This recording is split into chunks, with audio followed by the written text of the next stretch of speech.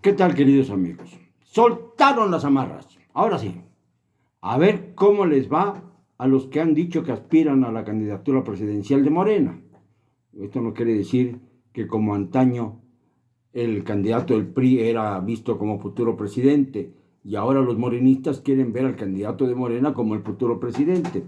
Pero pues falta mucho para ello y para que además pueda reaccionar el pueblo de México o la parte del pueblo de México manipulada por tantas y tantas mentiras en las mañaneras, en las rurales, porque cuando sale de la Ciudad de México, del Palacio Nacional, también le gusta al señor titular del Ejecutivo Federal lanzar cualquier tipo de diatribas y se enfurece cuando le contestan que no han recibido beneficios aquellos que según él los estaban recibiendo. Esto pasó incluso en su estado natal, en Tabasco, hace algunos meses, no recientemente, porque recientemente se cuida mucho, solamente visita los cuarteles y ahí, incluso en los cuarteles, a veces le cierran el paso, lo cual demuestra que las cosas se están desbordando.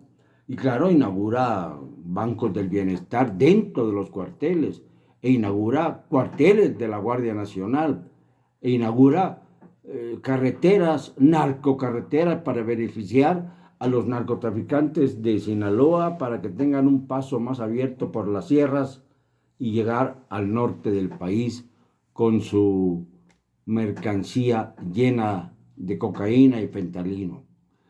Esto, queridos amigos, es demostración de que el gobierno ya no está en manos de quienes dicen tener el control del país.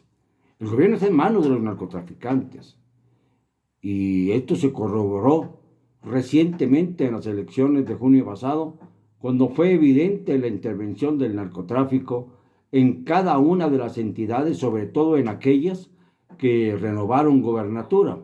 De allí la aplastante victoria de Morena, cuando en la Ciudad de México, el bastión principal de lo que fue el PRD y de lo que es ahora Morena, quedó dividida a la mitad.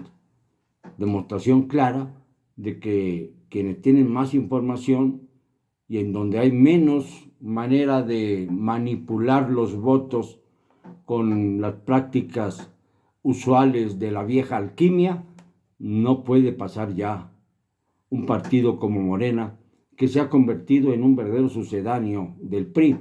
Por eso se dan las batallas internas en Morena tan graves, tan apestosas, tan sin sabor más que de putrefacción, como el ganso a la fetandé que festejan tanto los gourmets en Francia y que consiste en carne podrida de ganso. Ganso a la fetandé, cuando vayan a Francia y les muestren esto en el menú, entérense que esto significa que van a comer carne podrida. Pero estos dicen que es un plato exquisito para los gourmets. Y pues así lo piensa igual la cuarta transformación. Lo podrido es lo que es bien avenido.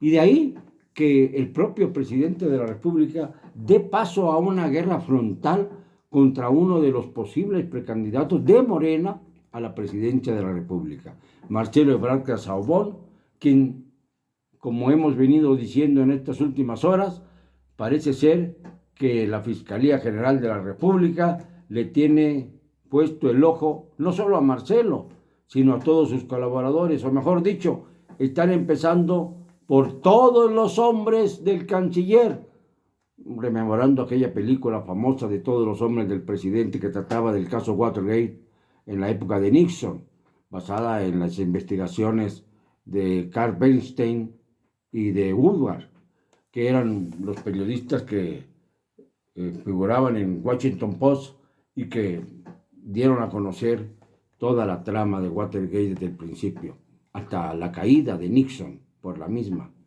De repente, una madejita convierte primero en escándalo la cuestión y luego el escándalo descabeza a los responsables, a pesar de que estos responsables hicieron todo lo posible por evitar que se cayera en el extremo. Eso ha pasado en los Estados Unidos, ya ha pasado en muchas naciones de Centro y Sudamérica.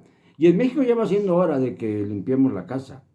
De allí que yo me apunte siempre a la revocación de mandato que debe darse ya para que de ninguna manera siga un gobierno que ha sido ineficaz, inescrupuloso, genocida, por las cifras que ha manejado de la pandemia, por la violencia desatada que ya ha superado los muertos por consecuencia de la intervención de las bandas criminales en los sexenios de Peña y de Calderón, a los que tanto se infamó con justa razón por el número de muertos que se dieron por la violencia incontenible. Pues ahora ya prácticamente duplicó en este periodo, el número de muertos por la violencia del crimen organizado.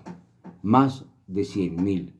Y por el lado de la pandemia, dicen que van 290,000 muertos, que si lo multiplicamos por 3.8, el factor que el propio López-Gatell dio para llegar a una cifra más realista, dada las condiciones de aislamiento de gran parte de la población mexicana, tendríamos que México es el país, como he venido repitiendo, con mayor número de muertos, más de 1 millón, y el mayor grado de letalidad como consecuencia de esta maldita pandemia del coronavirus.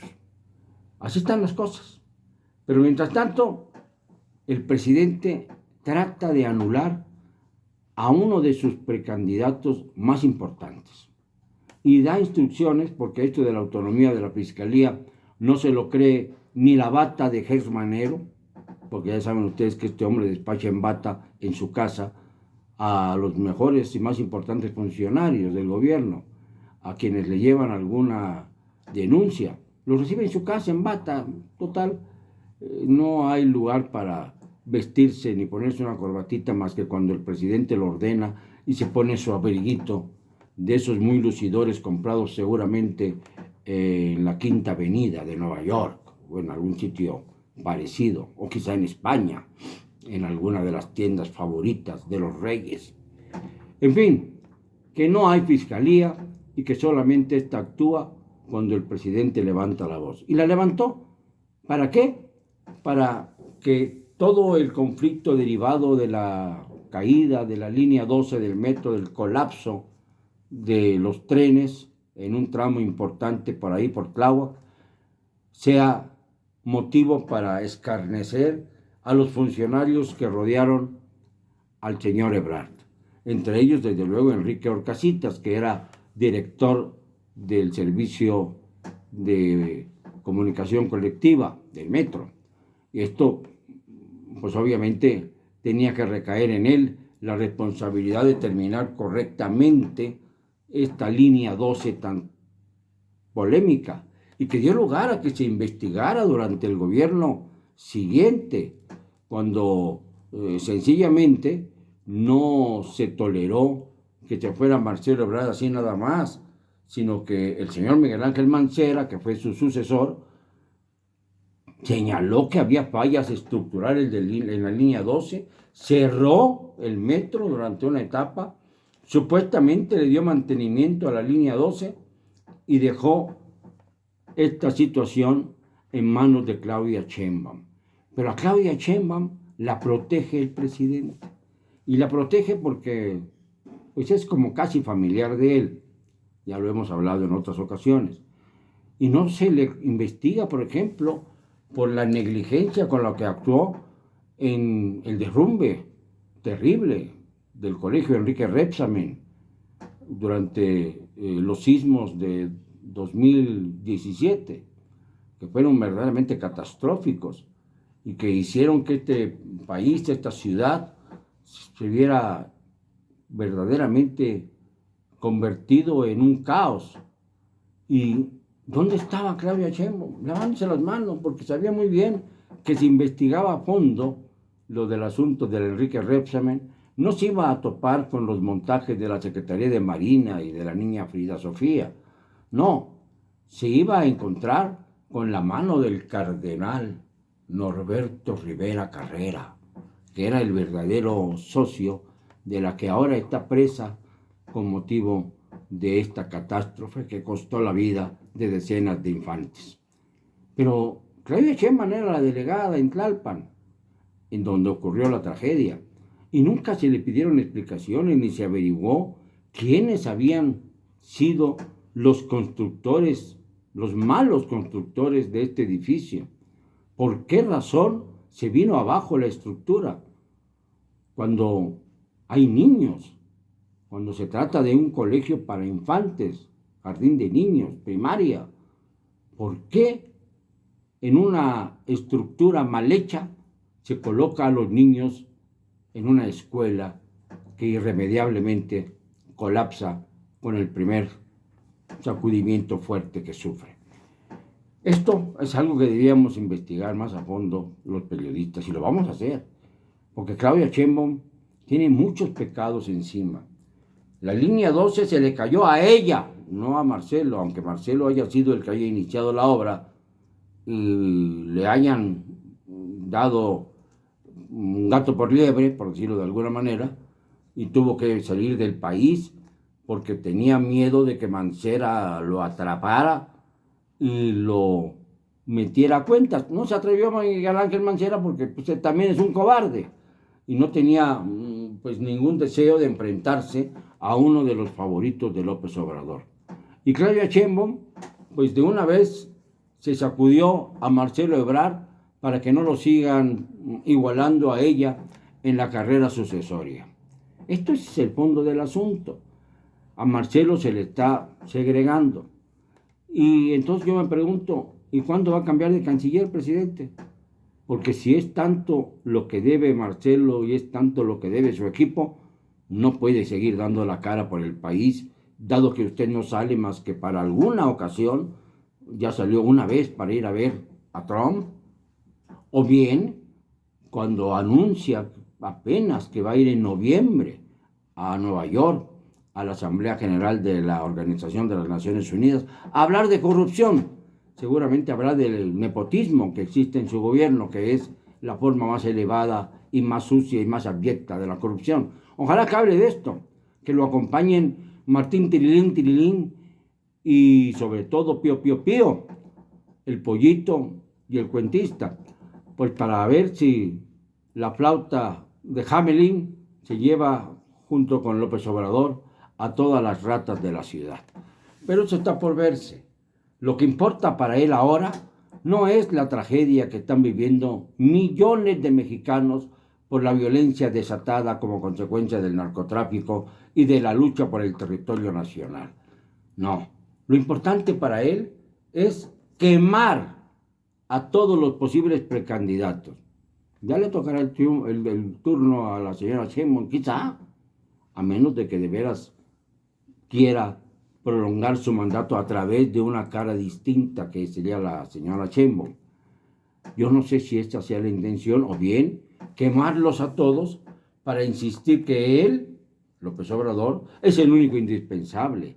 Y entonces, después de que no se revoque su mandato, según piensa él, pueda obtener la ratificación para prorrogar su mandato 2 años, aduciendo que perdió ese tiempo por causa de la pandemia. Entonces comprenderíamos todos aquello de que le vino como anillo al dedo. Claro, 1 millón de muertos nos ha costado el experimento político de López Obrador. El anillito al dedo nos ha costado 1 millón de muertos. ¿Puede usted dormir tranquilo, Andrés? ¿De verdad puede usted dormir tranquilo? Y además con los fantasmas de Palacio Nacional merodeando por su lecho y por su departamento incrustado en el Palacio Virreinal.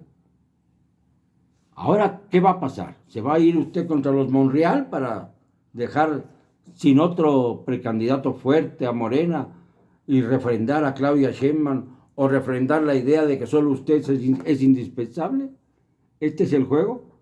Porque por allá en las alianzas opositoras también hace agua y también ha metido usted la mano mañosamente para ir desprestigiando poco a poco a los partidos y a los posibles precandidatos de la supuesta oposición. Lo siento, no me van a callar, ni ahora ni nunca. Y lo digo con cero cobardía.